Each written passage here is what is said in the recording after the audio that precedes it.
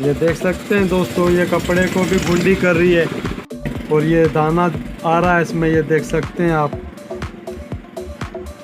ये इसमें नीचे की तरफ दाना आ रहा है और ये कपड़े को भी गुंडी करती है। तो ये इसमें ये फॉल्ट है दोस्तों। तो मैं आज का हमारा ये टॉपिक है, आज मैं आपको अच्छी तरह ये समझाऊंगा कि इसकी क्या वजह होती है जो ये नीचे से दाना करती है और कपड़ा गुंडी करती है। ये देख सकते हैं आप।